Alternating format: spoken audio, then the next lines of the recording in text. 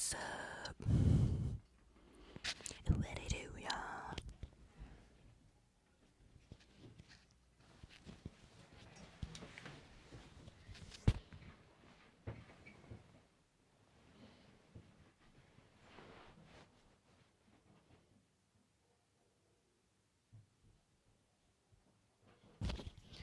What I do? Freaking Monday, can you believe it? Freaking Monday.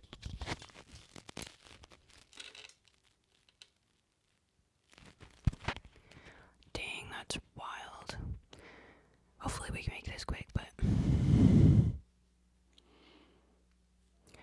these do record. Actually, these all do record on TikTok Live from my side of the account, so I can actually download these, and then post them to YouTube as well, because they all record and save on TikTok, which is pretty sweet. So if you ever did need to take care of yourself, because that's what you should do first, is always take care of yourself, I can go ahead and put all of these up on YouTube, which I plan on doing. I haven't started to download those because it's giving lots of memory and lots of time to download, probably, because they're like 2 hours each, as you already know. Yeah, we could do like maybe a little ASMR type of vibe, you know, ASMR. But you guys, today we're going to be speaking about the 6th commandment.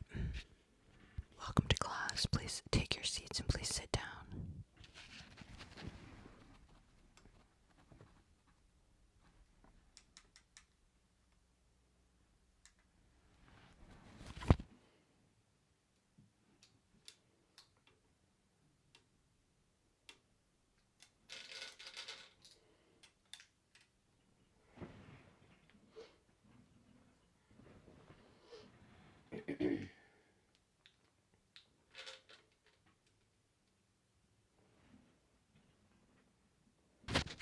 Yeah, we out, cha.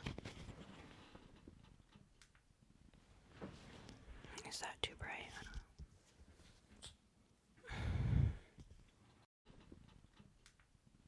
know. Is that too bright? I don't know.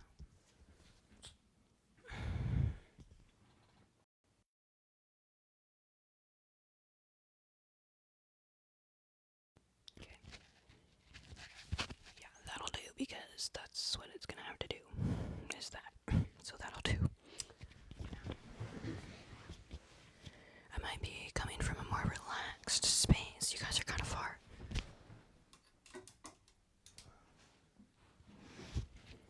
Okay, I'm gonna like rearrange this and I'll get going on our information.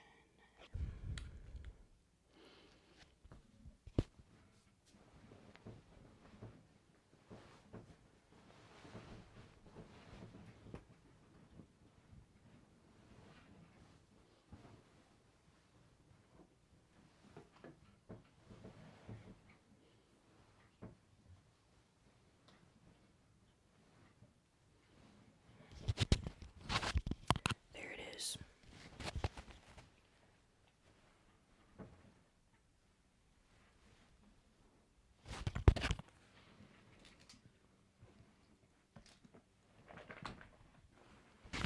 Welcome to your ASMR TikTok spirituality class, where you learn about yourself, so that way you can show up differently and affect not only your life positively, but also everyone else's life positively.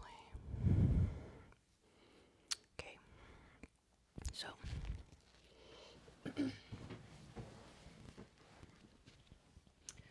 let's go ahead and get started. What do I want or need? Let's see. Today we're discussing how thou shalt not murder, which is a pretty obvious statement. However, I do think it's extremely imperative for us to actually go down the road of understanding why, spiritually, from a spiritual lens, this is something to sing Slipknot. I don't know what a Slipknot song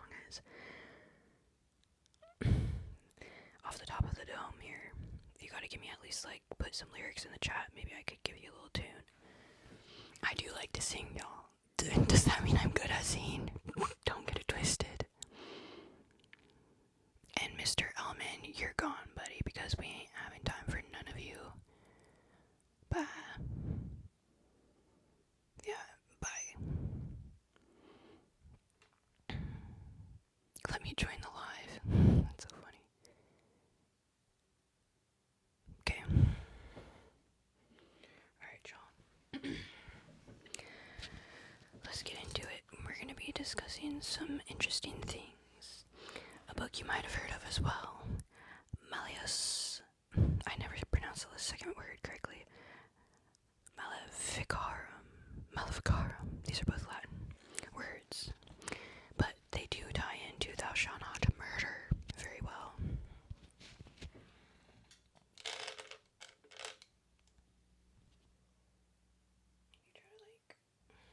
Zoom you guys in a little bit. Alright, fam. So, if this does get a little bit long, just grab your snacks, grab your tea, grab your freaking water beverage. I'm talking mucho agua, okay? Because out here in these parks, we take life seriously, and that's why we choose water. Today is brought to you by myself because I purchased this myself.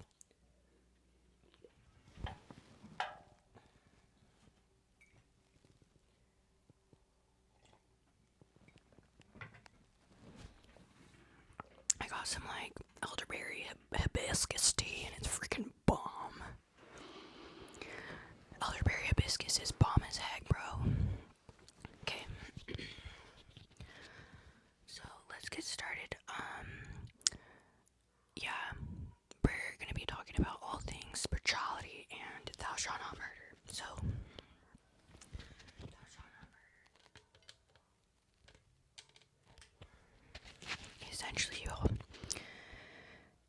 when it comes to the chakra system, which we've been talking about for a while here, when it comes to doing anything, so maybe, y'all, bro, okay, relax. The darkness loves to come out and play as soon as the light shines bright.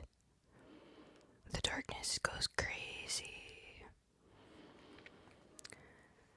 Yeah, for those people on YouTube that can't see what's going on via our chat here, essentially, anytime I get on, all these lusty, dusty, crusty, lower vibes want to jump onto and discuss my appearance, instead of looking inward at their own appearance and trying to maintain and fix their own garden that is full of weeds. So y'all, let's focus here. We've been discussing a lot about the chakra system and how it actually lines up very well energetically, not only with the tree of life from the Kabbalah, but also the 10 Commandments. So since we're discussing the 6th commandment, which is on the second tablet of the 10 Commandments, the first tablet was more about divinity with God and source divine. Second tablet is divinity with others, essentially, okay? Now, Thou Shalt Not Murder actually goes in alignment with our solar plexus chakra. That's the yellow chakra right in the middle, like abdomen area, okay? So solar plexus has to do a lot with work, has to do a lot with willpower, also with, it's essentially your own personal power. Okay, so when it's balanced, you're going to use your power to uplift not only yourself, but also others. Now, when it's not balanced and when it's misaligned is when we tend to harm, and we can even go to extremes. Yeah, we are out here quietly happy. 6, 7, let's go. Yes, oh my god, yes, actually, that's so great. I love that. I've been like, who hasn't been loving that trend? But yeah, tomorrow we're doing 7, today we're doing 6, so we on that 6, 7. 6, 7. Anyways, yeah, so essentially, guys, when we have our middle chakra all out of whack, all out of balance, against our freaking solar plexus chakra, what'll happen is you're gonna try to dominate others. So it goes in alignment with thou shalt not kill.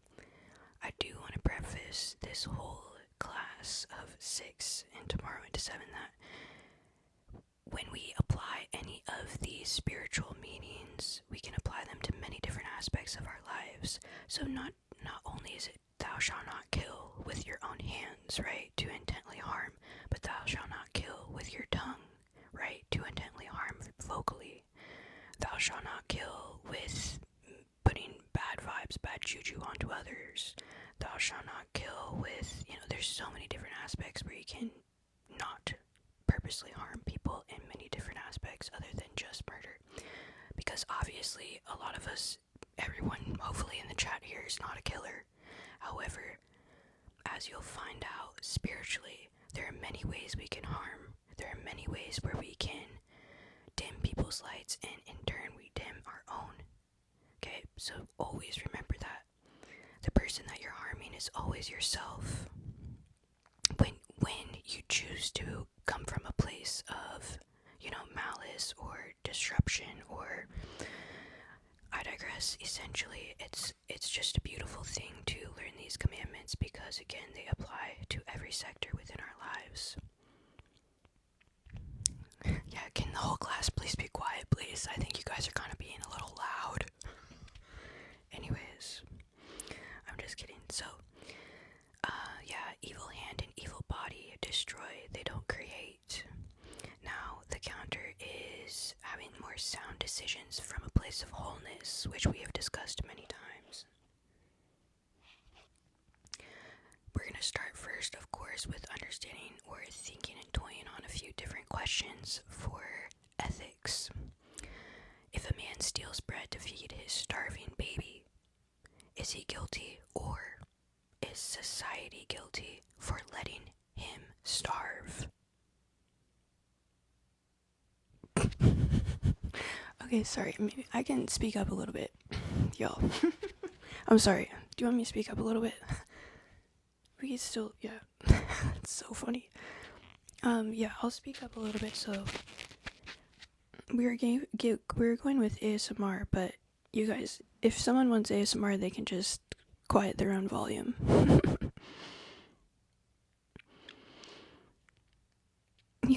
Okay, maybe we'll go back and forth.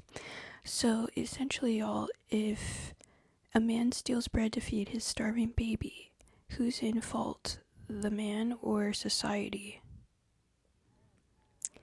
Essentially, it's tying to how desperation can lead to breaking different commandments. Now, another ethics question that we can consider. Should the family of a murdered victim have a say whether the killer is executed? It's already ASMR. Okay. Perfect. Welcome, y'all. I'm glad y'all are here. Happy freaking Monday, dude. Y'all are freaking awesome for being here on Monday. Anyways, so if one of your family members was murdered, do you think it's fair that you have a say if the killer is executed?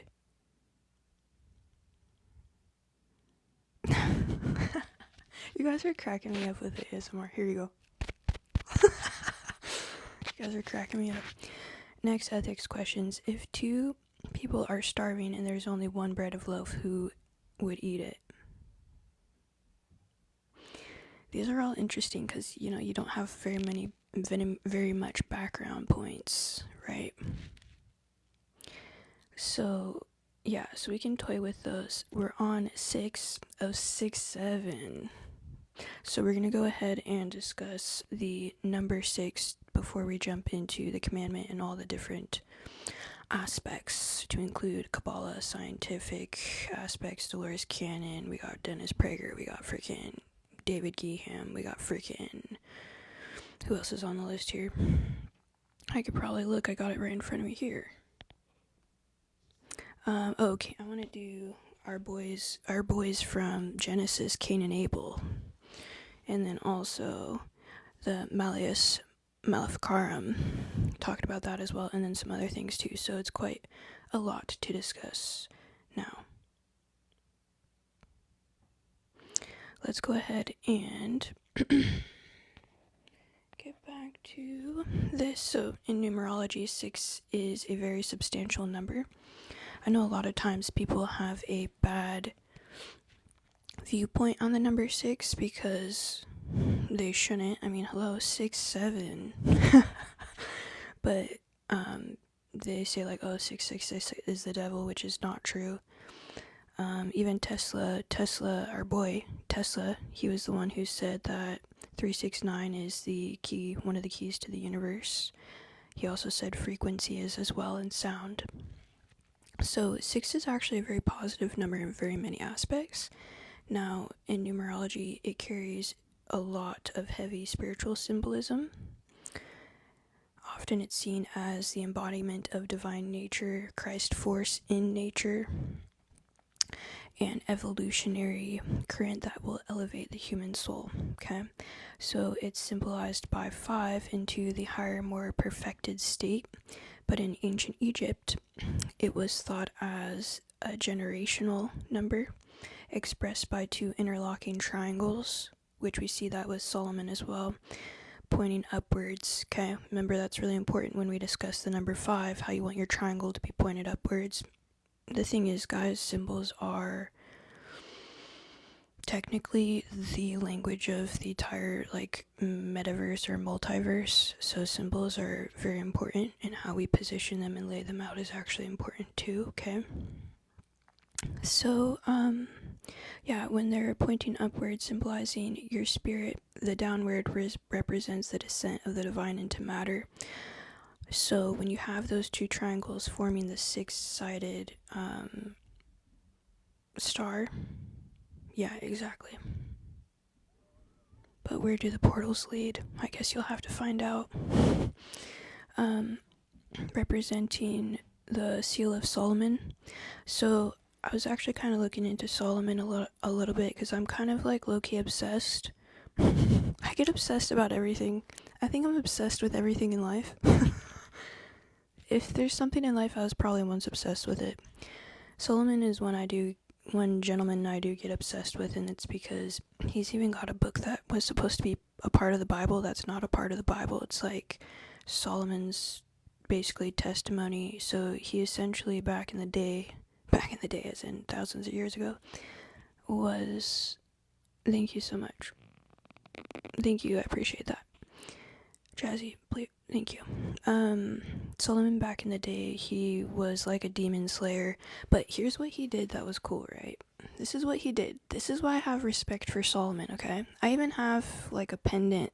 I was actually gonna wear it today. I should have worn it. It's literally right there, and I could grab it, but I don't want to waste your guys' time, so I'll wear it maybe tomorrow. 6, 7. However, the thing I love about Solomon is, so he knew how to summon demons. Now, that's not exactly what I loved about him, but what I did love about him is he was smart enough to understand how to summon them, not to do bad, but to do good. It's like, why don't we put these dusty, crusty, musty, fusty wusties to work? I'm like, I align with that. These dusty, crusty, musty, demonic energies can be used for good. Now, here's the thing. Am I telling anyone or coaching anyone to be able to muster up a, room full of demons to be able to use for the greater good? No, y'all probably shouldn't be doing that, okay? That is essentially, someone like him, he was one of the smartest people of his time, and he asked for this wisdom, okay? Now, he had a ring that he would use to be able to summon these dark energies and make them do what he wanted. To mirror that into today, what we can do is and this I do all the time, highly recommend, okay, is you transmute energy. I just do it through prayer. I say, protect, a prayer to protect not only me and whatever I have going on, but also any type of evil energies that are coming my direction, to transmute them, or if they can't be transmuted for the greater good, then to discard them, or they can't get past, so essentially you can do that with your words as well, is utilizing and transmuting any of the darkness to be transmuted, because you can do that. The cool thing about dark energy is the fact that you can transmute it and use it towards, your greater good. So back to, so I just have like a soft spot for my boy Solomon, and here's the funnier thing, I guess, is the fact that he was like, he didn't treat women very well or something, so it's like, I probably shouldn't have that much of a soft spot for him, but he was good at everything else except for, he was a little slooty with the ladies, a little man sloot. Now, essentially, 6 is a harmony between heaven and earth, okay? Because again, you've got the 2 triangles. I'm just gonna grab it, y'all. I'm literally so lazy, it's literally in the drawer. Like, it's literally right here. So, yeah. I actually love, this is one of my favorite necklaces. I don't wear it because, I don't know, I just don't. But it's like, I like the weight of it and everything. So, you have your 2 triangles. Oh, this one's freaking a 5. Dang it. 1, 2, 3, 4, 5. Dang it. This isn't even the 6. I'm embarrassed. I'm just kidding. That's okay. But you get the idea. This one's not even a 5. This one's the 5, not the 6. But it's still like cool because it's giving King Solomon, but it's just not quite there. So that's probably why I don't wear it. It's because it's not quite King Solomon. Now, the other thing, y'all, is 6 is a number for marriage and union. Now, it represents wholeness as well as labor, the 6 days of creation in Genesis, as we've discussed before, and the culminated 7th day of rest, right? Taking your Sabbath. Okay? So,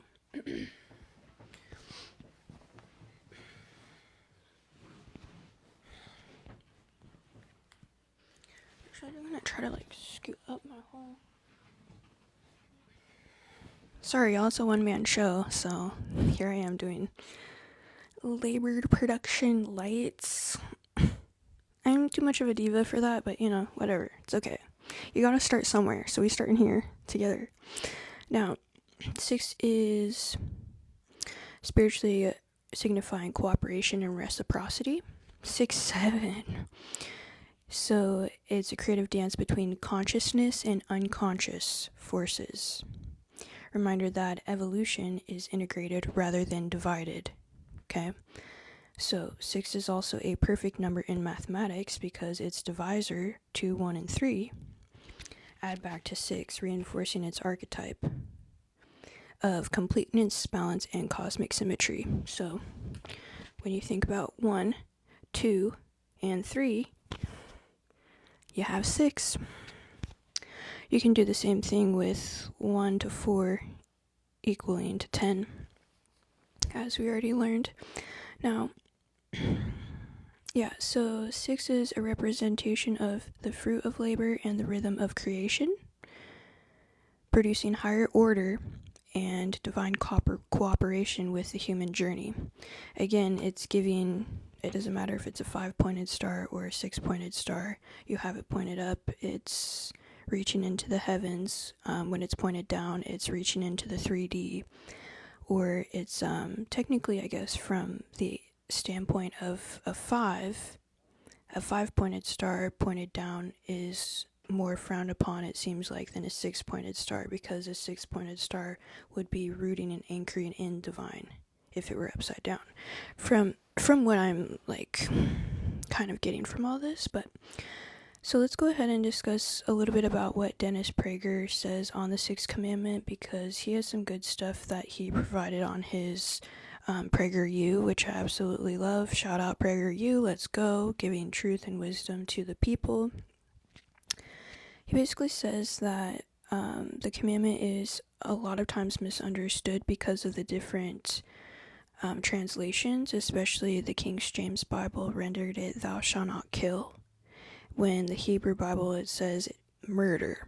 Okay, thou shalt not murder, which is more precise, because in Hebrew it distinguishes between killing, which is taking a life in general, doesn't matter what type of life, animals are included, right? And murder, or even taking a life, people have taken a life in war or self-defense as well, right?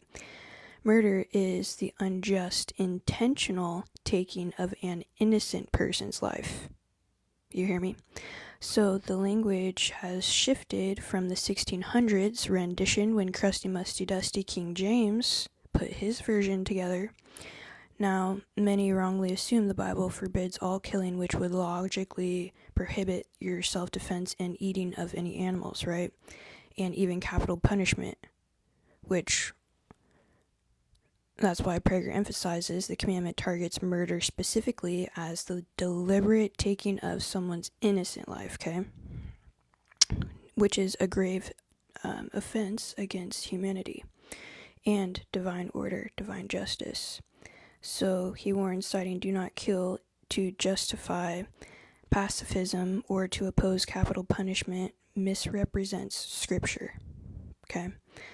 Ultimately, you can see how one word, when you change one word in a commandment, how things completely change. Remember, it's on when we did 5, honor your parents and mother.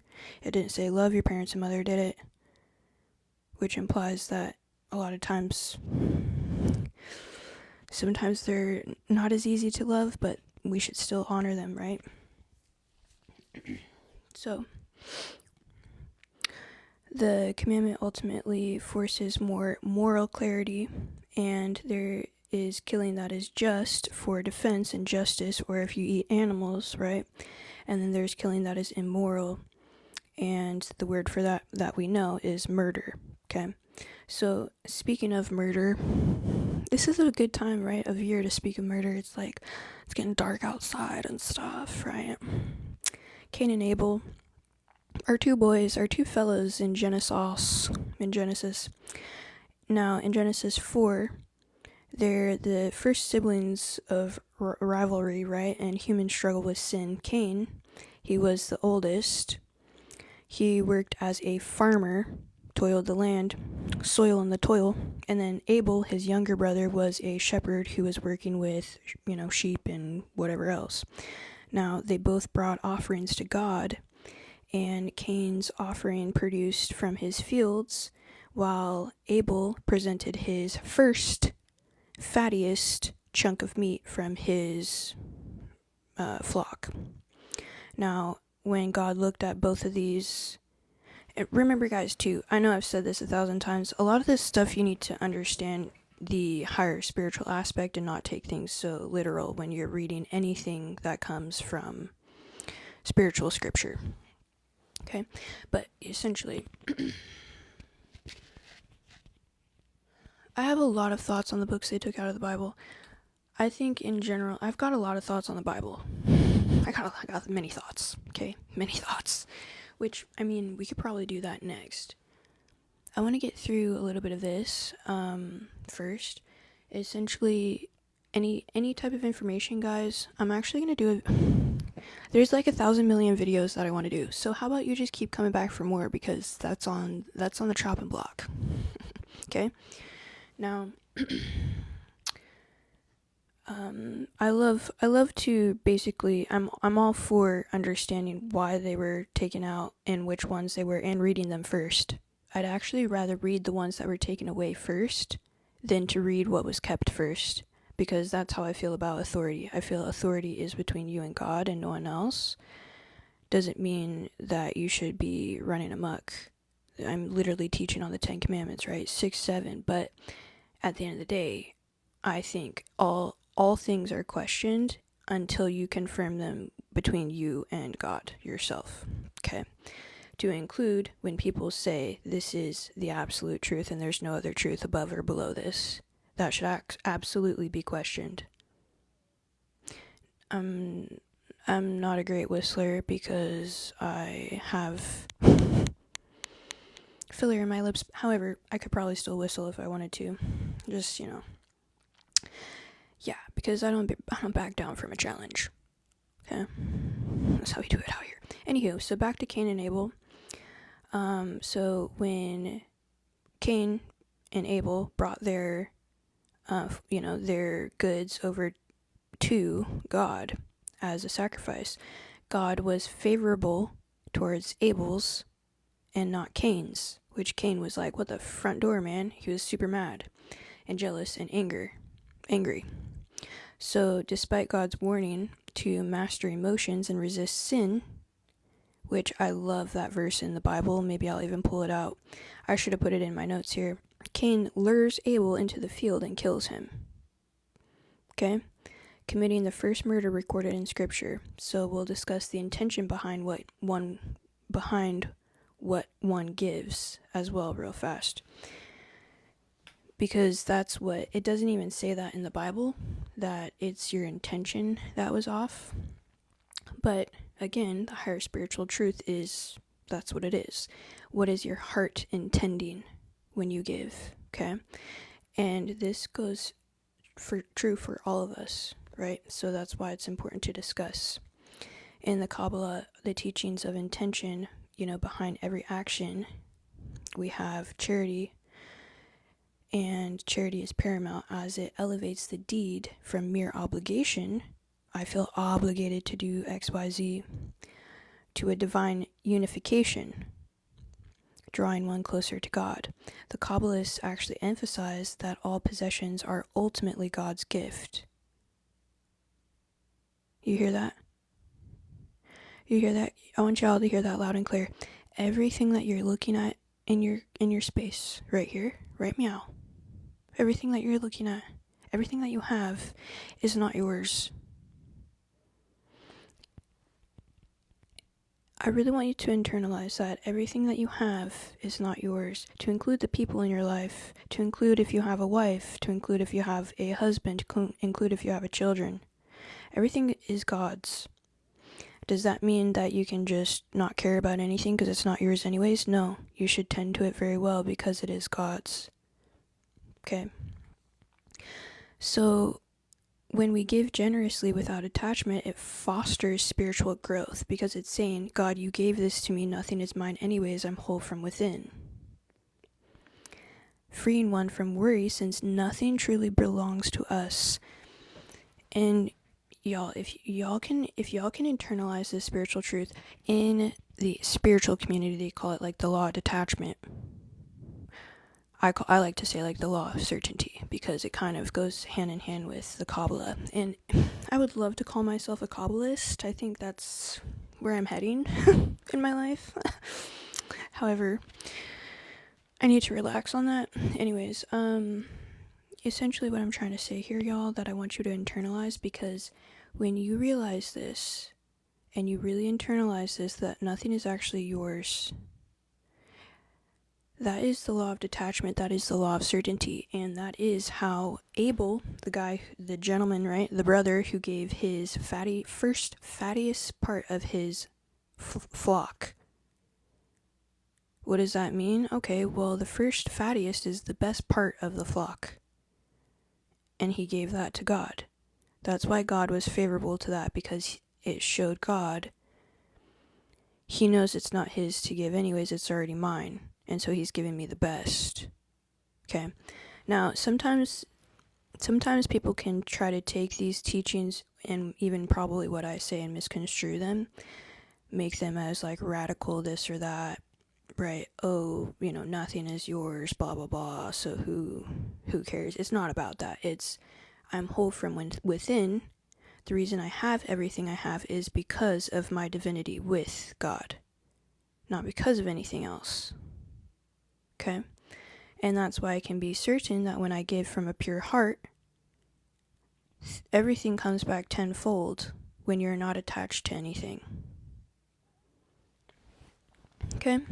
Because nothing truly belongs to you, everything belongs to God. And we also belong to God. We are a part of that. Right? And how well do you take care of yourself? You should take care of yourself very well. Just as you should take care and tend to your people and keeping your stuff nice as well too. It's not to trash, be like, oh, nothing is mine, so it doesn't matter. No, everything is God's to include yourself, and therefore we should take the highest care of everything. Similarly, in Indian culture, which we haven't really been touching base on this, but I have a good friend, when I used to sell property, he told me this one time, and I was like, dang, he actually taught me all I knew in real estate. Shout out Qasim. So he was telling me a little bit about the idea of giving and I wanted to kind of give you this take from Indian culture philosophies. Some of it's rooted in Hinduism and South Asian traditions, but there's the dana, which is selfless giving, a very core virtue of dharma, which we all know we want more dharma in our life, living with purpose, and less chaos and bad karma. We want the good karma that supports our dharma, essentially. But so when you have dana, selfless giving, you are coming from a place of pure intention and compassion without expectation for return, which leads to not only inner fulfillment but liberation, recognizing that all wealth and all resources come from the divine, Brahman, alleviating any anxiety over loss. In Pakistani Islamic culture resonates with the obligatory almsgiving and the voluntary charity. Okay, this is where your intention must be solely for Allah's sake to purify the act and remove hardships, since again everything originates from and belongs to Allah. Believers encouraged to give freely without hesitation, viewing it as returning what was entrusted. I love that. Returning what was entrusted. Everything you have has been entrusted to you by the divine, to include yourself, to include the people in your life, to include everything. Your car, your this, your that, your material goods, okay? These things have been entrusted to you by the divine, thereby transforming your generosity into an act of faith in divine provision. So when you give without expectation of return, what happens is you're also saying, God, I trust in you, I see you, I thank you for, giving me everything that I currently have to be able to entrusting me to take care of these things, right? And that these things, you're not coming from a place of lack, you're coming from a place of wholeness. Who was it in freaking... This is like dawning on me. Was it JP Morgan? There's some... I don't think it was JP Morgan. There's someone that was like stupid rich.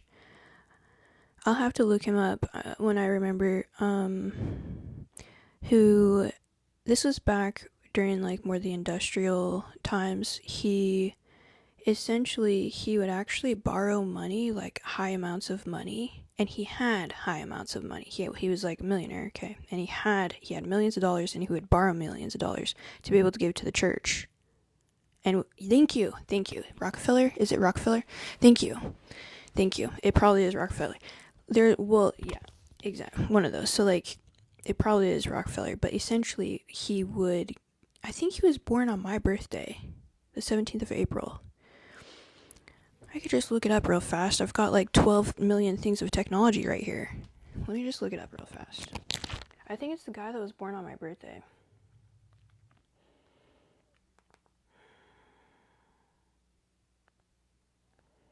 But yeah, so he would freaking borrow hecka amounts of money, and he would give hecka amounts of money to the church. I'm like, this guy was so badass. I really just love it. Yeah, I think it was John Rockefeller. Was it John?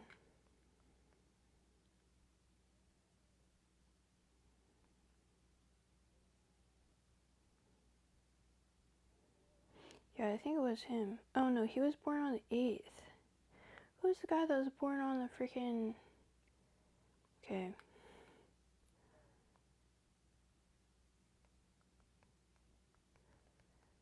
'17th.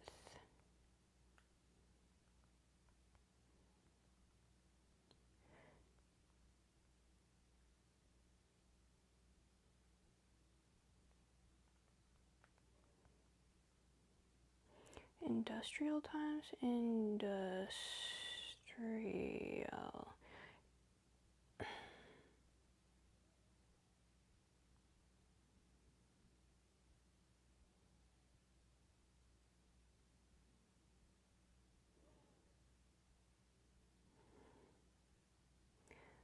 Oh, mother truck. Okay. I've really failed myself with not being able to look this up. That's okay. Sorry, guys. Intermission. Nonetheless, essentially, there's time and time again we see in current day and throughout history where ridiculously successful people give ridiculous amounts additionally to, like, church or charity, or they give back because they know and they understand. It's gonna really bug me that I'm like, can't remember his name. They know and they understand that what is given, for one, is not theirs in the first place, but for two, always comes back tenfold. Right? So, keep that in mind. Now, yeah. Back to Cain and Abel. So, Cain was unable. That's pretty funny, huh? Cain and Abel. Cain was unable to be like Abel. And give with a pure heart and good intentions, so he ends up killing his brother out of low vibe energy, anger, jealousy, that his brother's offering was accepted over his. When confronted, God confronted him. Cain denies responsibility. It's giving large ego. It's giving imbalanced. And we all know his famous line where he says, God am my brother's keeper. Now, how does God punish him? This is the thing I want y'all to pay attention to, okay? God punishes Cain by sending him to wander and makes a mark on Cain. What is it? The mark of Cain? Like, that's some type of quote that people say sometimes. It's like a mark of the beast or whatever, the mark of Cain. So God put a mark on Cain where it protects him from being killed. So this ties directly into Dolores Cannon. Why this is important? Who knows if who knows if the actual literal meaning is true, but here's the spiritual meaning of truth, okay? And this is what I want you guys to pay attention to. So essentially, God is like, Cain, you really fudged up, you killed Abel, and because you weren't able to show up with good intentions, when you're giving. Now, God essentially, the spiritual aspect here of putting a mark on Cain to never be killed, and, he's probably going to die of, like, natural causes, right? He's not going to be murdered. Why is that? Well, karmically, we know what happens when someone is a murderer. How do you reverse that type of karma when you have killed someone? So that is what we're going to explore. And I'll give you the quick little, we've already discussed this slightly, but essentially it ties into the superconscious where Dolores Cannon explores, where your soul correction as a murderer is to watch everyone you love die.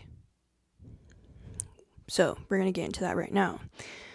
Because essentially, guys, when someone, I always say you, but when someone is a murderer and they take the life of someone else, the victim, right, has a family, probably, has all these other humans in their life that are going to be mourning the loss of the victim that was killed. So the murderer has to have their karmic retribution play out, and what it usually entails is some form of watching the people they love die, because that's how you treat the root cause. You have to know what it feels like. You don't want to kill anyone when you know what it feels like to lose people that you love, that you build relationships with. Okay? So, now, Dolores Cannon, thou shalt not murder, 6:7, right? She teaches that the source itself doesn't sit in judgment. And I've told you guys this too. Essentially, it's in her book. Ethan was just purchasing this one, The Death in Life, Between Death and Life by Dolores Cannon. We actually don't judge ourselves. God does not judge us. We judge ourselves when we go across. When we cross over, we judge ourselves. Which is funny because it kind of mirrors when we're living how we're our biggest critic. Our biggest critic is ourselves, even when we're living. And the same happens when we cross over.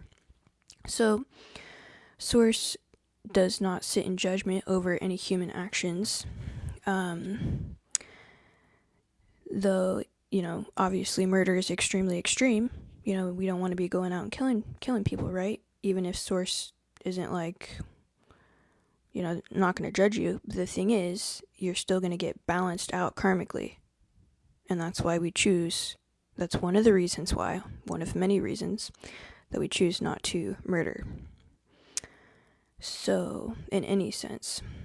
Now, the events to Source or God are not labeled as good or bad in the human sense.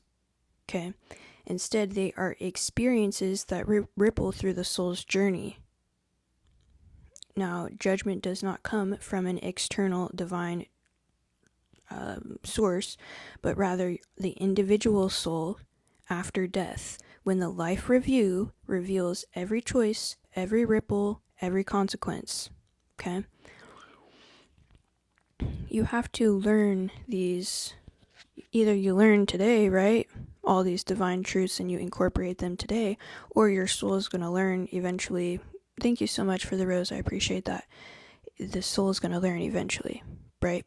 So it's like, why not learn you now, right? Like, I'm 6, 7. Let's go. Like, why not learn us now? The subconscious mind, as you and I and all of us have discussed, which Dolores describes as a deep internal, external, and eternal record keeper, has everything documented. Okay? When a person takes another's life, the act becomes woven in the tapestry of life, not erased or condemned, but awaiting for balance. And you had better believe balance is going to come. Who in their life has met someone who's like, or even saw someone on TV or online or this or that, who's like, watched a whatever podcast, they're like, I lost my friend here, I lost my mother there, I lost my blah, all within the 2-week span or 2-month span, whatever. I'm making things up, but you've heard of people in your life who have experienced extreme loss back to back to back, where like their closest loved ones, whether it be friends, families, or coworkers, are dropping like flies. That is karmic retribution for a past life when that person has actually killed and murdered someone.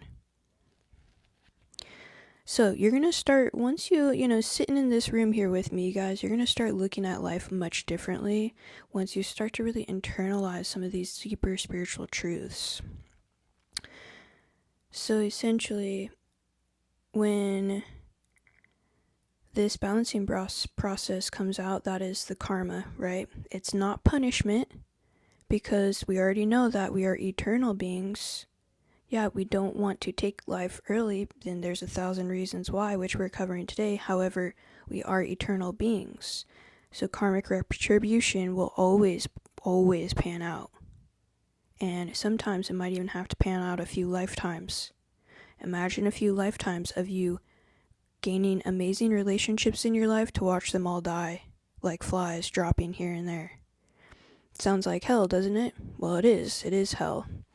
And so, unfortunately, that is the way to fix some of these injustices from when someone has murdered someone else.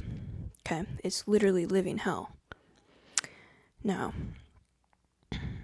you have to, through the balance, you have to fully experience and understand what one's choices has caused others.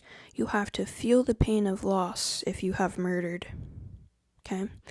The act of murder deprives someone of life and inflicts grief upon all the families.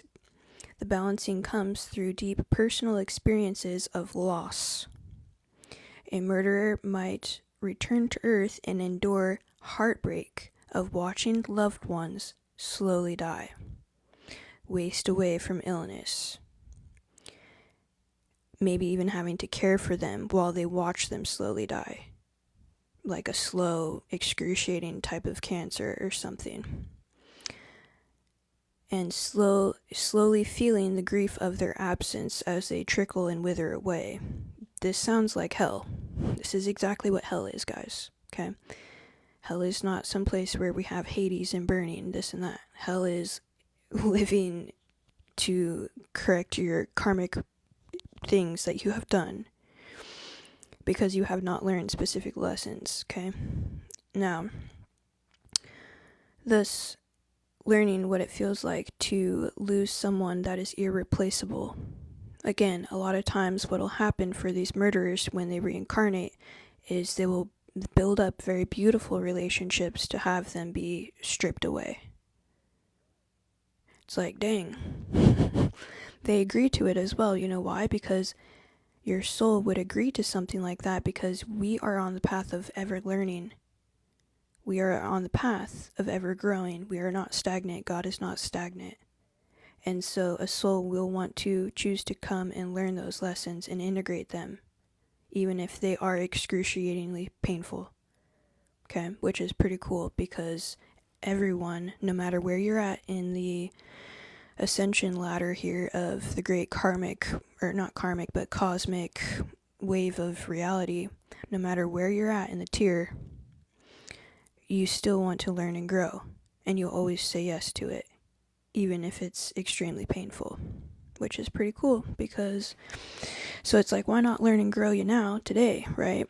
Then go through, like, centuries or multiple lifetimes of grieving pain. So, karma teaches that empathy by allowing the soul to stand in the shoes of the one it once harmed. This cycle of learning can span across multiple incarnations. How miserable would that be? To have multiple lifetimes where you're watching your loved ones die. And when the soul resists learning, it becomes stuck in the lower vibrational realities. That is hell. So when you can overcome these things, overcome these lower vibrational realities and break free from those karmic loops and learn your lessons, that is heaven. Yeah, but there are people and there are miserable souls that are stuck in endless lifetimes of repeating those same lower vibrational stagnant loops, which is literally hell on earth, essentially. So the sixth commandment of thou shalt not murder is a divine prohibition and guidepost to learn compassion and empathy now. And also, like you guys already know, I've kind of talked about this before, how lower vibrational or lower consciousness has tendencies to be more animalistic as well. How do we raise our consciousness? If someone you know, or maybe you yourself, which I would assume that's probably not right, but if someone you know has tendencies to be more animalistic, a great way for them to start to raise their consciousness is through meditation, so they can break free from these lower animalistic tendencies of no emotions, of low energy, bad vibe cycles. So and the Kabbalah, you shall not murder, is harmonizing center of the tree of life, and the Teferet, which radiates compassion and divine beauty. From this perspective, y'all, we have the commandment not limited to refraining from physical killing, but extends to preserving the wholeness of the collected vessel, because we all are so interconnected. Okay, we all are interconnected. Now, essentially, the Kabbalists say that murdering ends a physical life and fractures the soul light of another. So, if you're to think of us individually, we are vessels, and when we do anything to crack our own vessel, we leak out divine light. Well, collectively, we are one large vessel as well. And so, when we do anything to harm other people, we are putting a crack in the vessel of humanity, okay? And therefore, what happens is we lose light. Light will come out of that cracked vessel as a whole, as a collective. So that's why that one saying, like, we're only as strong as our weakest link, is, like, super true. And, you know, we do have a moral responsibility to walk differently, to lead. It's not a moral responsibility to hold someone's hand that does not want to go. We don't force or control anything, just like God does not force or control us, right? But we lead from a place of certainty, and other people follow suit because they want to get on a path of righteousness and divinity, being able to anchor more miracles in their lives.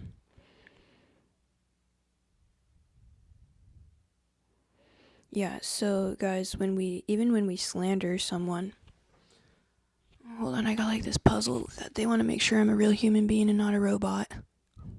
Maybe I am a robot. I don't know. Maybe I'm a robot. I think I perhaps am. There you go. Like scoot a little closer to y'all again. Yeah. Okay.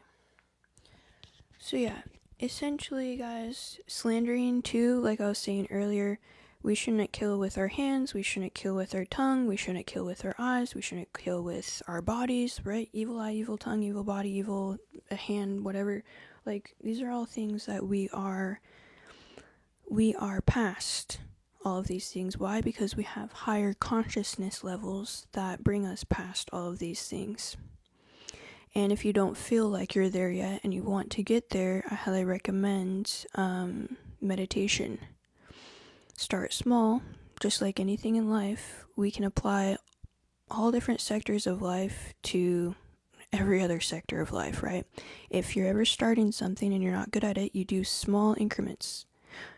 Small could be a minute, guys. If you're like, I can only sit for a minute without, with peace and stillness, okay, great. Do that once a day.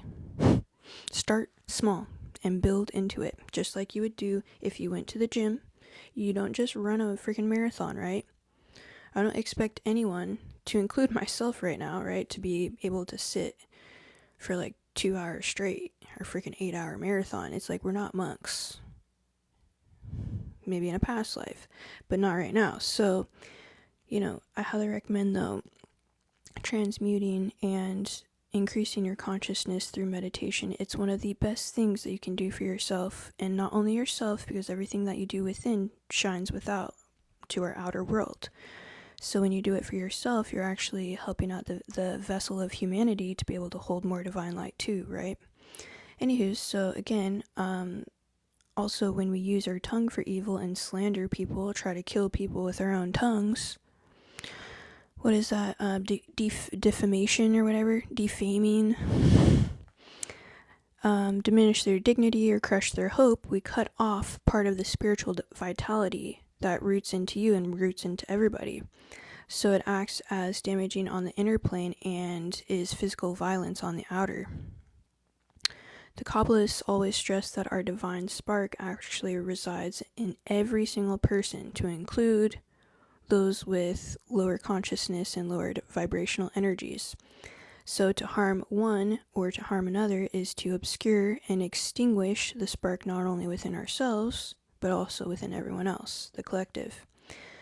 Our boy David Ghiyam, love that guy, shout out David, said he would often explain that the, thou shalt not kill would challenge us to choose compassion over reaction, mercy over condemnation, and become conduits of Tefrit's balance, which is one of the Sephirot, ensuring our words, thoughts, and actions actually sustain lives and do not diminish lives, because anytime we look to diminish others, not only are we diminishing them, but we're really diminishing ourselves. Okay? So, the true observance here of this commandment is not just abstaining from murder, but actively choosing to uphold life, restore dignity, and speaking words that heal instead of wound, right? Thereby maintaining the harmony in the divine vessel that we all share. So let's go into Aristotle a little bit and what our boy Aristotle would say. I'm gonna do a quick intermission and give myself a nice little, cheers.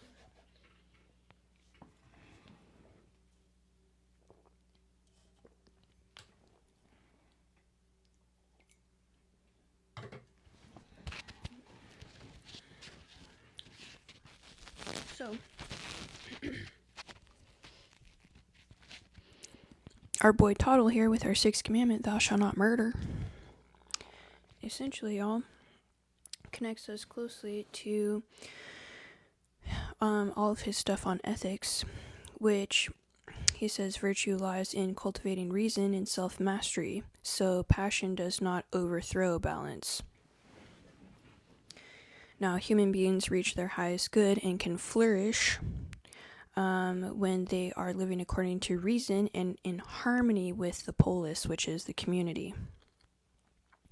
It's funny, polis is at the end of a lot of different type of cities. Opolis, right? So murder represents extreme violation of harmony and destroys not only the individual's life, but the trust and stability that allow a full society to flourish.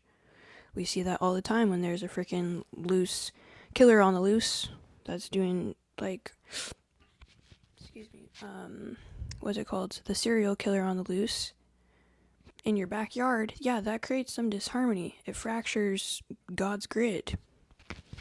You're going to be looking back your 6, like, who's freaking next? You're going to be worried about your own family members, your siblings, this and that, your, whoever's in your family. So, in his ethics book, he basically teaches that justice is the foundation to a communal life and ethics, as we know. And taking a life unjustly is the ultimate unjust because it eliminates the possibility of reciprocity and growth and the virtue in one who is killed. Just as the commandment forbids murder to protect the divine image in each person, our boy Toddle sees that the act of abandonment of virtue in favor of uncontrolled passion and extremes.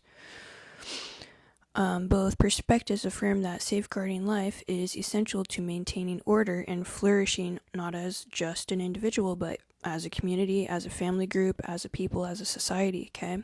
So there's also, which we've discussed this a few times, our boy Toddle's golden mean, where virtue lies to balance between the destructive extremes, right? So if you have any unchecked rage, unchecked envy, jealousy, fear, vices of excess, while apathy or indifference are vices of deficiency, both destroy harmony within the self and community. So when we have this collapse, that's when murder arises, guys. And the passion overrides reason and dignity, and anything else in another is erased. So by contrast here, we have the being virtuous can cultivate self-control, self-passion, love, justice, preserving the conditions of flourishing. Okay. Again, remember the Toddle's happiness is you have ethics plus a good stability. That's how you have happiness, right? It's a choice. Same thing with self-control, compassion, justice. These are, you choose to do these things. Now, the 6th commandment also mirrors Toddle's principle that the just person resists extremes and acts in ways that uphold integrity of life and order in the community, abstaining from violence, embodying discipline of reason, and the restraint of strength ensure one's energy builds rather than destroys. Okay, so therefore we have the divine boundary protecting life, anchoring human conduct in balance, order, and harmony. That's the very essence of our boy Toddle's ethics. So, a quick little bit on the sixth commandment, thou shalt not murder, and how that truth carries into nature and science, because I like, you guys have heard me preach and teach how important it is to try to anchor these things into, like, spiritual things into the scientific realm, because God is quantum, okay? Now, we see this life is designed to preserve and not to destroy itself, right? Biologically, every organism and our biocells here, we are human beings, quantum beings, right, are wired for survival and continuation of our species. So at the cellular level, y'all, it's called the apoptosis. Essentially, all it is our biocells here. Take a look at your hand, or take a look at yourself in the mirror. Your biocells, okay, are have programmed cell death. That's the apoptosis, and occurs only as a regulated act of balance, never as reckless destruction. Okay? So yeah, we have things that die off naturally, but that's how they're to die, is not by brute force. They're to die off naturally, to include the fact that our cells change and renew bodies every single 7 years. Okay? With neuroscience, of course, we understand and know anytime you have an act of violence, not only does it harm the victim, it's going to damage the perpetrator as well, and you create imprints to include the people that might have been around when the murderer was there, or whatever else. Like, the amount of, like, imprints, all the people that will need therapy. Like, think about Charlie Kirk. Everyone needs therapy from that. Even people that saw it online. Like, when we have trauma imprints like that, it rewires our brain and nervous system, and it affects us not only individually, but as a society as well. It's like destroys us slowly as a society from the mental standpoint. Now, with physics, we have the law of cause and effect, which we all know. So, when energy is violently severed, the consequences reverberate throughout the entire system and destabilize the whole. It's a complete ripple in the energetic grid. Spiritually, murder severs the flow of divine life force, and scientifically, it disrupts the equilibrium, okay, that sustains life and communities. Thus, the commandment is not just a moral law, but a natural law. To destroy life unnaturally is to go against the fundamental design of both the cosmos and biology, which we find the cosmos in biology, and vice versa. Honoring life aligns with us and with regenerative rhythms of creation. So, really, really important. And to conclude on our sixth commandment here, guys, which we've got through actually quite a good amount. It's only 9:30. That's fantastic. I want to discuss a little bit on this book right here, the Malleus Maleficarum. Essentially, this is the Hammer of the Witches. There's also another one written by, I think I actually put notes in here, thank God. Let's see. There were multiple books. Essentially, guys, this was like one of the books. There are a couple of them, okay? This was one of the big books back in like the 1400s into the 1500s that killed thousands, tens of thousands of women, and of course a couple of men as well. Because of, it was in Europe that all this stuff was going through, like the witch hunting and stuff. Okay, the witch trials. So I want to go through this a little bit because I think it's important to understand on many levels as we look back in history. You know, this isn't the only, there's the Salem witch trials, of course, in USA here, but essentially it's really important for us to understand history because we should be learning from history by now, which a lot of people don't. As we have noticed, as a society, a lot of people don't, which It's beyond me, guys. It's like, come on, let's get this together.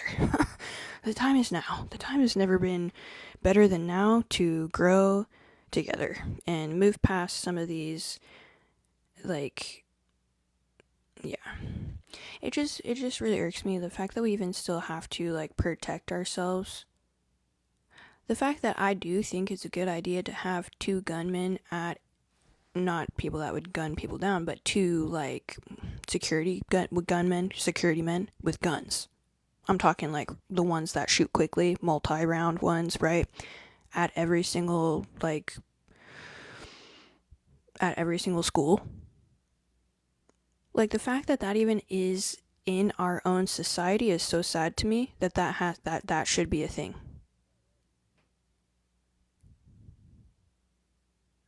I'm appalled. I'm appalled that as a society, as a collective consciousness, we have not gotten past the ability to get past war, to get past any type, like, conflict in general. We should be past raising our own voices in our own households in private, where you're like, you can get away with whatever in private, right? No, we shouldn't even raise our own voices in our own households at each other behind closed doors. And yet we still have issues with, like, killing people. I'm sorry. I just can't. I'm like, God, please, this is my prayer for myself right now, because I'm like, please, let me get on a crazy quantum leap level of quantum leaping my soul to potential other dimensions outside of planet Earth, because I'm really done with this planet. I'm sorry, guys. Like, who's with me on that? Sometimes I'm just kind of done with this planet. I'm like, we're so behind. It's kind of embarrassing.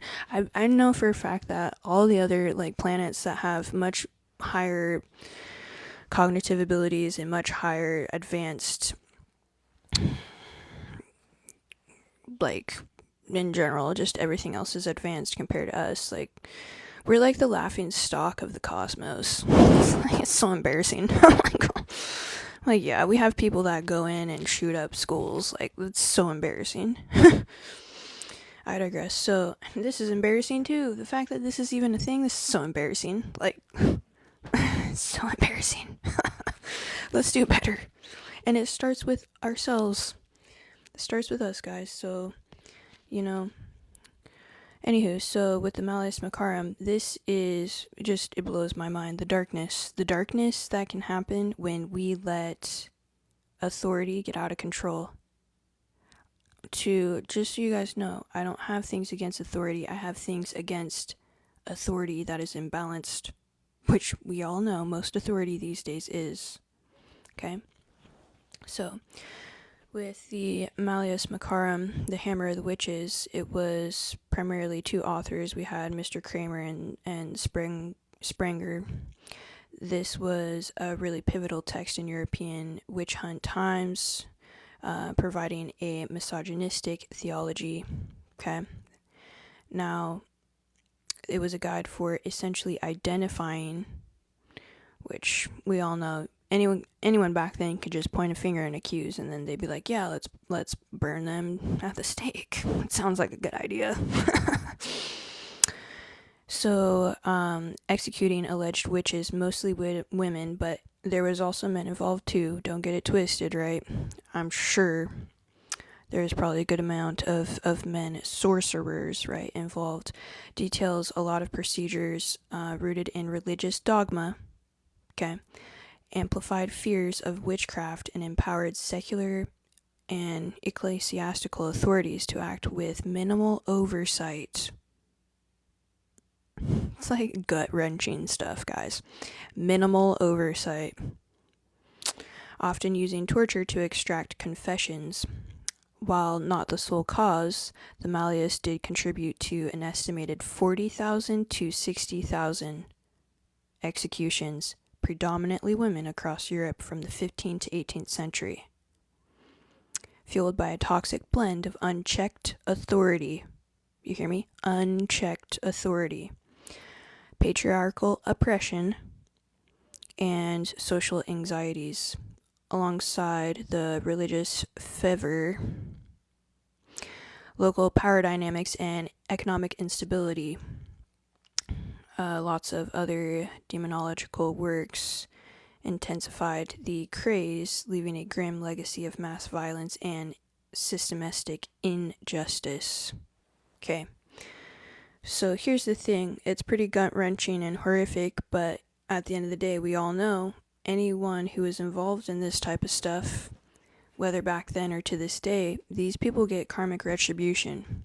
And what's more than likely going to happen is if they get tied and stuck in these loops, they'll probably be left here on Earth, while new other cool, great, amazing universes are going to be created and are being created currently, where we can be like, peace out, Earth, because y'all are behind. We're trying to quantum leap right out of here. So, now, this is the last little bit, y'all. No, that was pretty much it. So yeah, that was it. Yeah, that's the 6th commandment. I hope you guys learned something worthwhile. What is good, y'all? Hope you guys learned something worthwhile in that. Yeah, essentially, you know, in the greater scheme of things, it doesn't matter if someone is murdering with their hands or they're murdering with their tongue, with what they're saying. Welcome in. Essentially, guys, you know, everything is recorded by the superconscious, and everything will have its retribution, like, within the karmic scales rebalanced, whether it's in this life or the next. So, what that means for you is, anytime someone does you wrong, you do not need to do them dirty or wrong.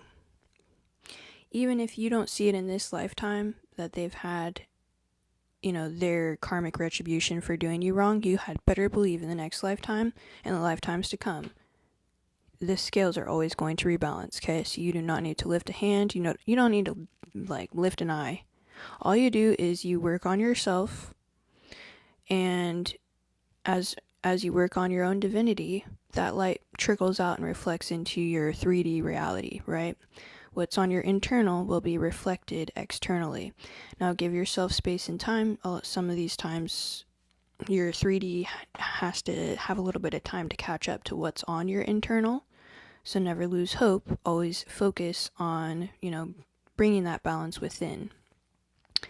And then either people can follow suit, you know, in your 3D realm, in your 3D reality, people will start to follow suit, or they will start to trickle out, because when you start to change your internal, again, your 3D changes, and that also equates to the people in your life are usually going to change as well. And you need to be okay with that process, because the ascension process is not for the faint of heart. The ascension process is for people that want a quantum difference, not only in this lifetime, but in the subsequent lifetimes as well. Okay.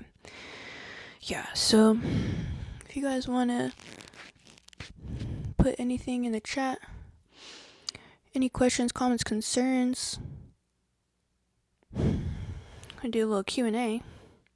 I'm down to stay on here until like 10 o'clock, like 20 more minutes, if you guys have anything y'all want to chat about. Oh, thank you. My God, you're so nice, so generous, so generous.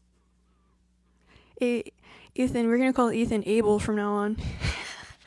He'll be giving that the first fattiest meats of his flock.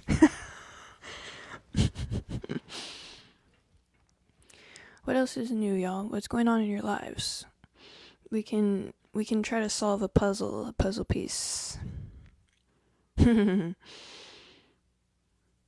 We could try to solve some puzzles together. What's going on? Who do we even got in here? Who we got in the chat? What is good, y'all?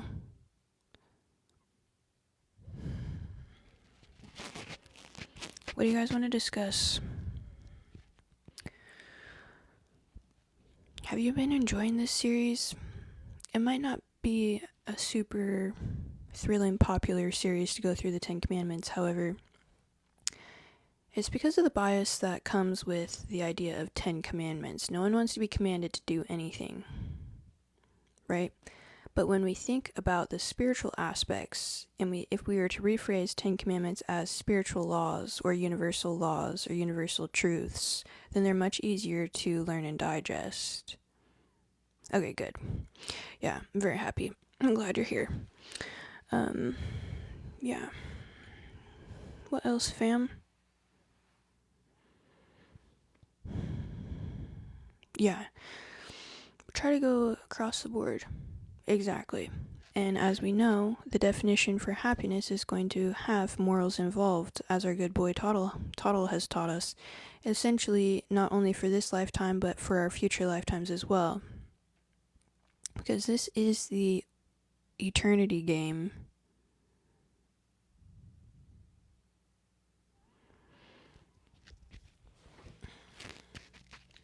So I guess I'll just state, like, I've been like starting at the beginning of the, yes, exactly, completely right,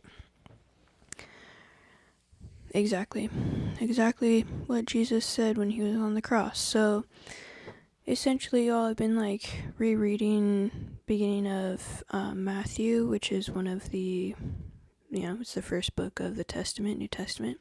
What I found was really interesting was all the different parallels and spiritual truths that are just popping out of the page. Like, when you overlook the literal parts and you start to just look for the symbolic spiritual truths, they're literally laden. It's laden with spiritual wisdom.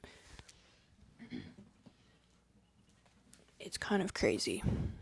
I'll give you a quick examples. So, what I thought was really cool, since there's mainly men in the chat here, how the story of Jesus being born, his father Joseph essentially just listens to God through dreams and acts on it next day.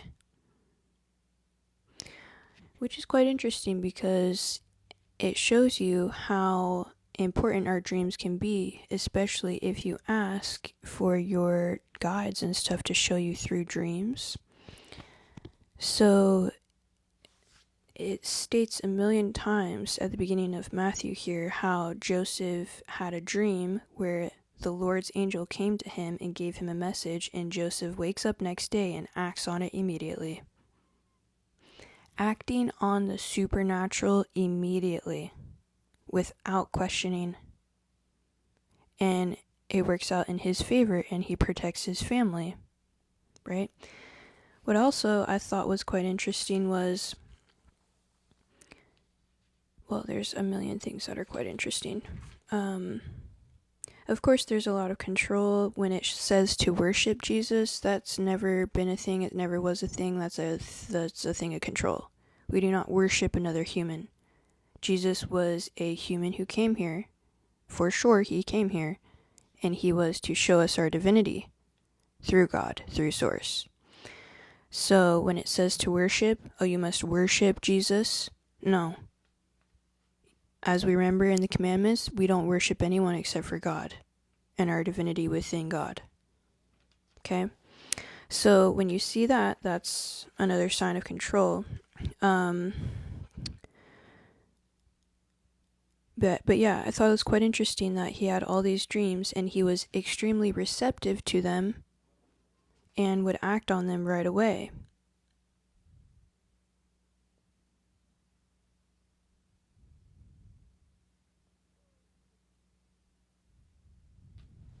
Okay.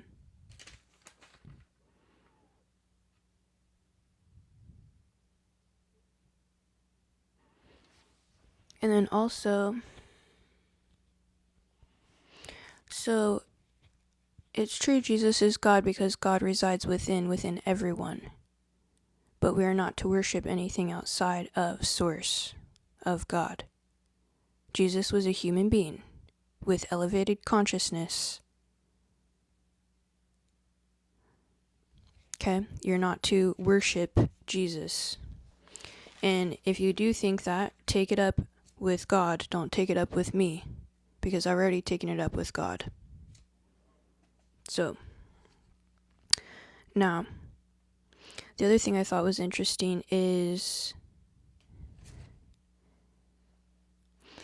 so you know how the three kings, the three wise kings, they utilize the stars when they go to find Jesus, because the stars are to be snapshotted in a specific way when Jesus was born, highlighting to me the essential truth about the screenshot of the stars, that at the day and time and place we were born, how essential that is, getting into essentially the zodiacs, not necessarily Western zodiacs, which unfortunately I do have a lot of information on, but what I found is to be more accurate is the Vedic, which is through like the Indian culture, Vedic astrology, but also how the wise men, they were wise men, the three wise men, or three kings or whatever, the three wise men that went to go see Jesus when he was born, how King Harold, or I call it Harold with an L, but I think it's Herod.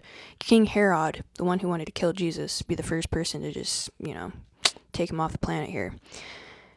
King Herod is like to the three wise men, hey, when you find him, let me know where he is. Well, guess what? King Herod is technically an authority at that time, right? He's the king of the area, okay? He's an authoritative figure, and he instructs the three wise men, emphasis on wise, to let King Herod know, hey, let me know where this baby is, that way I can go worship it. Well, guess what? That was a dang lie. A lie from authority. Interesting. And what happened with the wise men? The wise men were given, through a dream, instruction to not go to Herod. So even though Herod, the King Herod, who was the authority figure of the time on planet Earth here, the wise men were instructed by the divine intervention through a dream, emphasis on divine intervention, very key, to not go to King Herod and let him know where the baby was. Pretty cool, okay? Because essentially, guys, what that states is the divine will intervene, and what is meant to happen will always happen, no matter what type of players you have in the 3D realm here, thinking that they can do whatever they want and they have control. No, there's no control over divine control. Divine control is the end all be all, the one that will say it's going to pan out this way. Okay? So I thought that was pretty cool too. I was like, it's just so interesting how much divine spiritual truths are even just laid within this.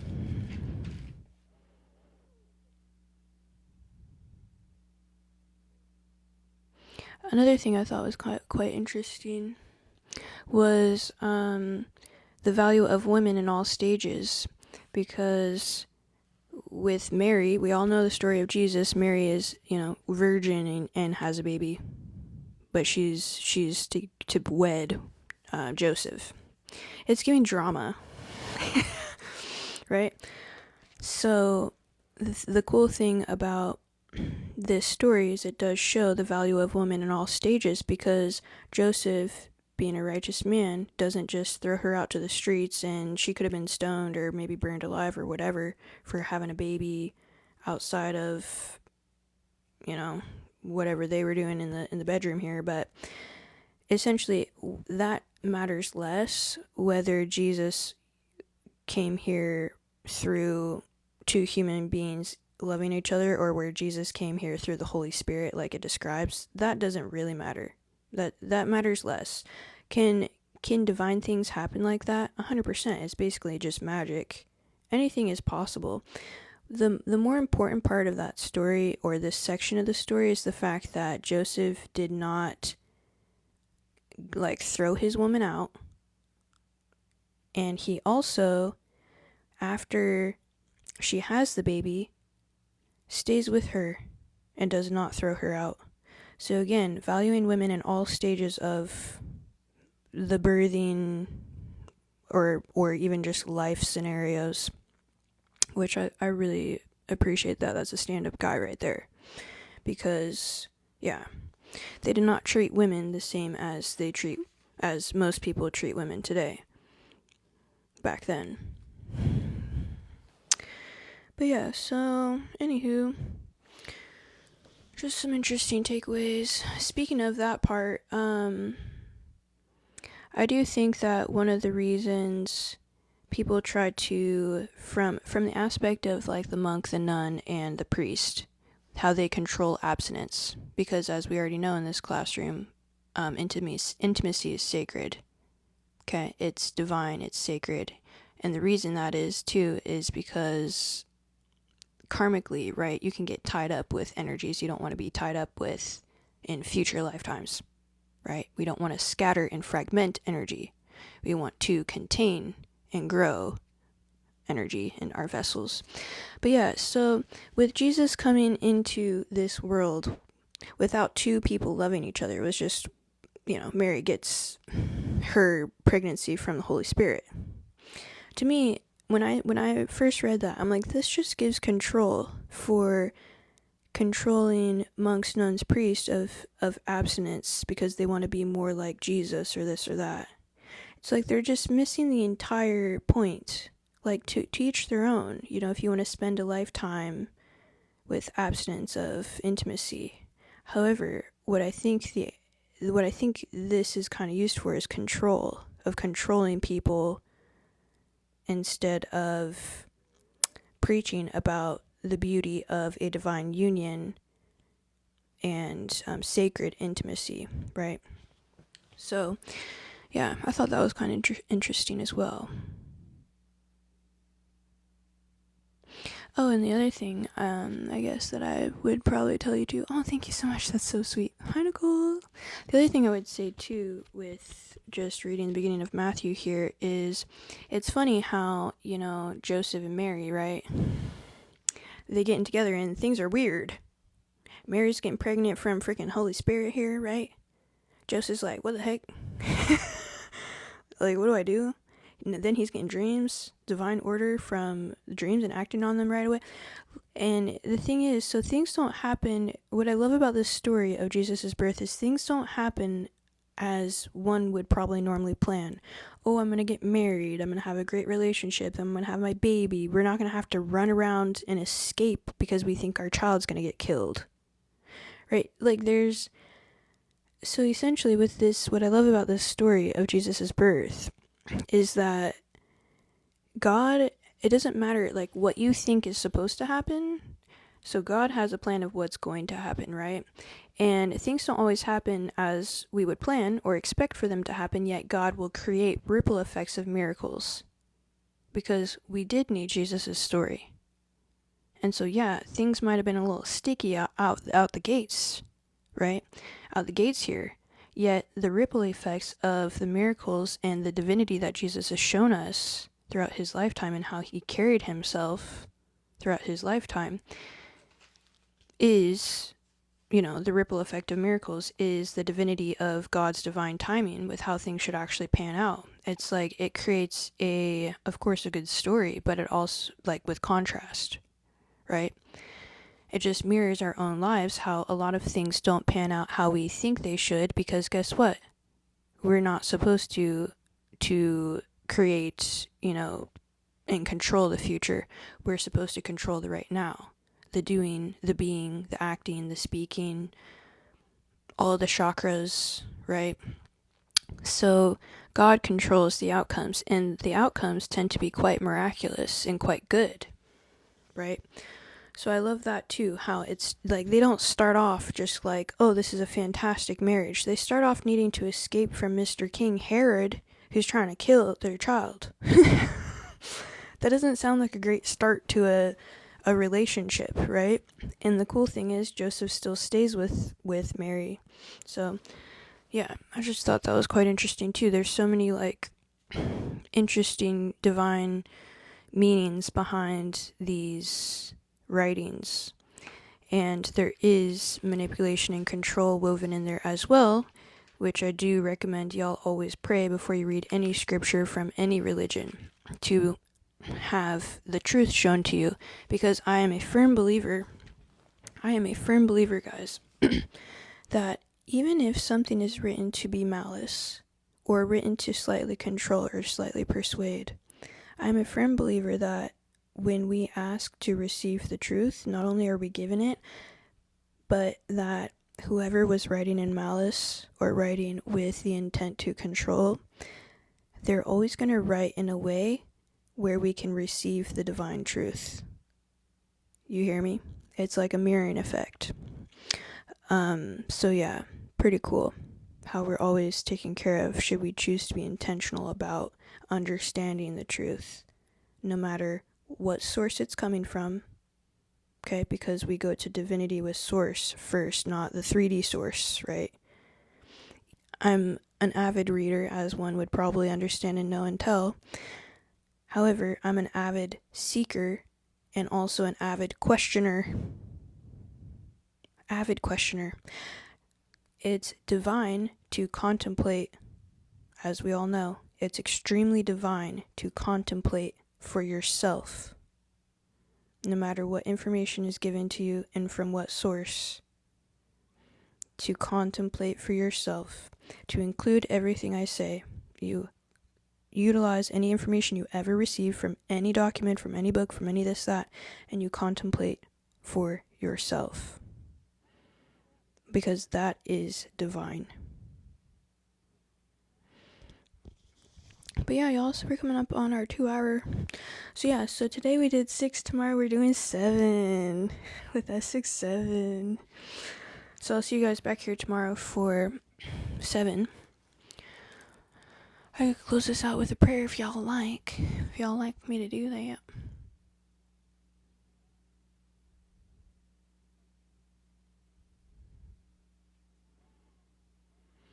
Who we got people-wise here? We got our people.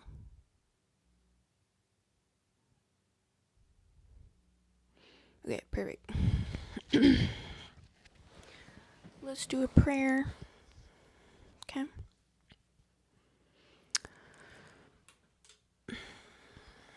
Okay.